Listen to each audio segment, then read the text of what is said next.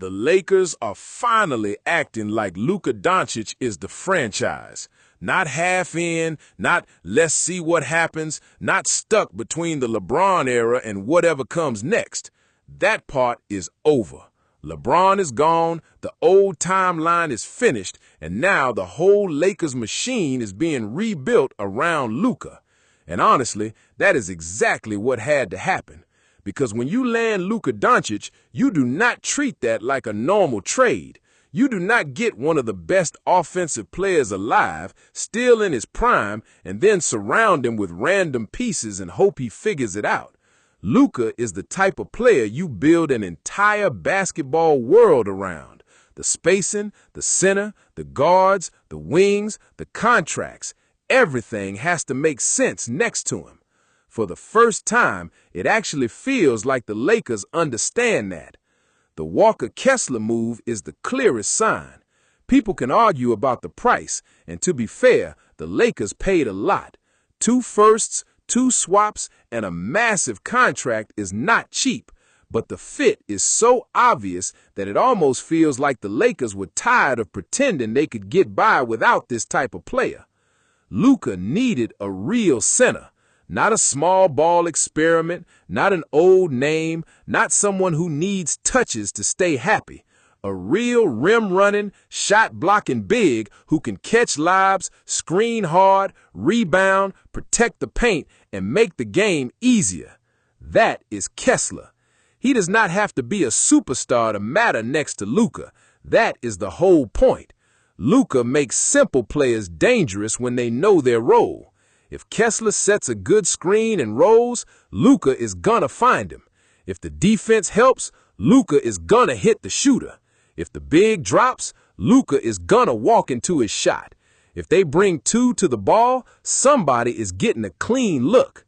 That is what Luka does. He turns every possession into a choice the defense doesn't want to make. And now, with Kessler, the Lakers finally have someone who puts pressure on the rim without needing the ball in his hands. That matters. Luka has always been at his best when there's a big who can dive hard, finish above the rim, and punish defenses for overreacting. Kessler gives him that. But the defense might be even more important. Let's be real. Luka and Austin Reaves are not locking up elite guards for 40 minutes. They can compete, they can be smart, but they need help behind them. They need a big who can clean up mistakes. They need someone who makes drivers think twice. They need someone who can turn a broken play into a missed layup instead of an easy bucket. That is why Kessler changes the feel of the team.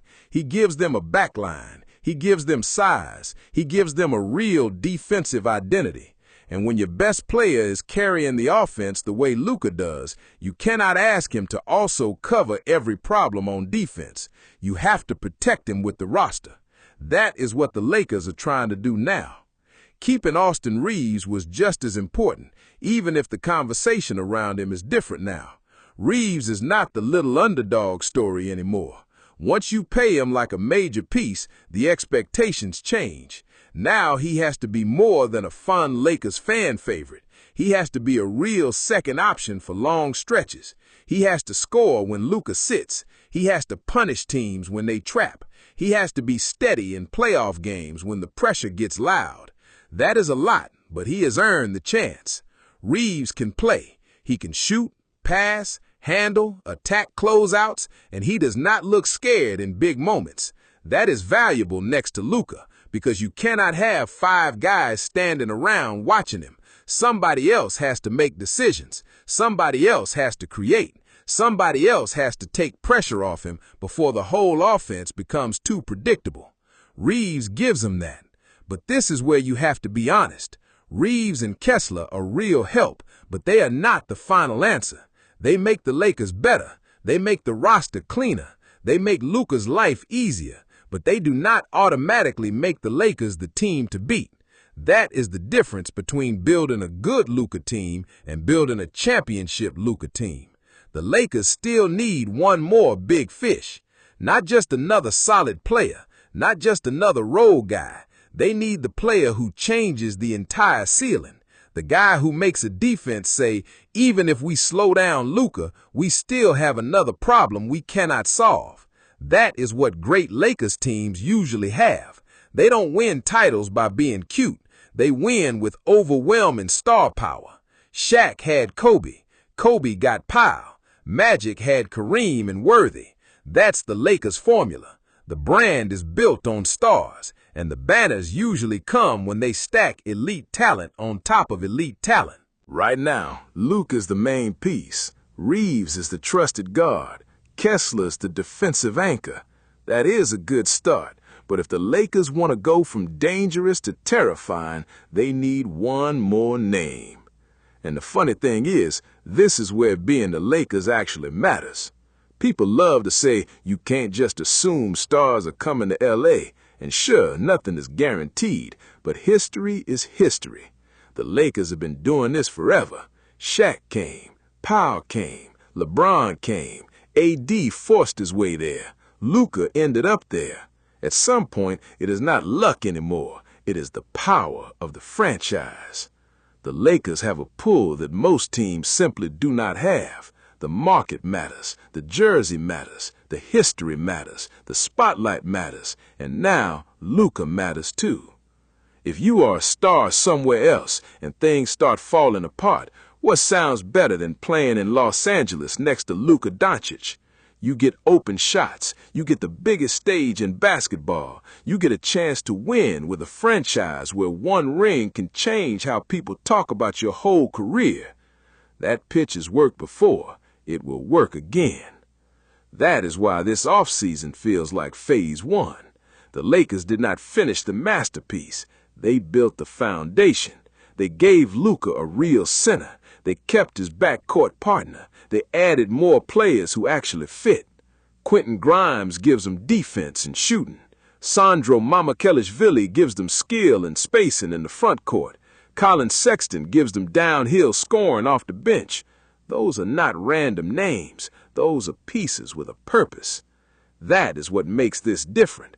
The Lakers are not just chasing headlines. They are building a roster that actually makes basketball sense around Luka. Grimes can defend guards and hit open threes. That's exactly the kind of player Luka needs. Mamu can space the floor, which helps when Kessler's on the court. Sexton can attack second units and keep the offense alive when Luka sits. These are the types of moves that make a team feel more complete. But the risk is still real. The Lakers paid a lot for Kessler, and when you give up unprotected picks and swaps, people are going to judge the move hard. If Kessler stays healthy, protects the rim, dominates the glass, and becomes Luka's perfect pick-and-roll partner, nobody will care about the price. Winning makes everyone forget the cost. But if the shoulder becomes a problem, or if he struggles in certain playoff matchups, or if the Lakers still fall short because they lack another true star, those picks are going to become a talking point every single time they lose. That is the gamble. The Lakers are betting on fit. They are betting on Luka. They are betting that the right player next to a superstar is worth more than future draft picks, and that is very Lakers. They are not trying to slowly build for 2033. They are trying to win while Luka is in his prime. That mindset can get you in trouble, but it can also get you banners. And that is why you cannot call this offseason a failure. The Lakers finally did the obvious thing. They stopped trying to patch the roster together and started building something that looks like a real Luka team. They gave him a lob threat. They gave him rim protection. They gave him shooting. They gave him another creator. They gave him a roster with an actual identity. Now the identity is clear. Luka controls the game. Reaves keeps pressure off him. Kessler protects the paint and finishes everything around the rim. The wings defend and shoot. The bench has more scoring. The offense has more space. The defense has more size. The roster finally makes sense. But making sense is not the same as being complete. The West is too loaded for that. You are not just building a team to look good on paper. You are building a team to beat Oklahoma City, San Antonio, Denver, Minnesota, Dallas, and whoever else gets hot. Every round is going to have size, shooting, defense, or some young superstar who doesn't care about Lakers history. That is why the next move still matters. Luka is good enough to give the Lakers a chance against anyone. That is the luxury of having him. He can steal games by himself. He can turn average spacing into great offense. He can make role players look better than they are. But if the Lakers want to be the clear favorite, they need that second monster, the final star, the player who turns this from Luka has help into the Lakers are a real problem. And honestly, that player is probably coming eventually, because this is what the Lakers do. They get the star, then they find the next one. They may have to wait. They may have to get creative. They may need a player to force the issue. But when there's a superstar in Los Angeles, the Lakers usually do not stop swinging until another one shows up. That is the real story here. Luka finally has help. Real help. Walker Kessler gives him the center he needed. The supporting pieces give the roster balance.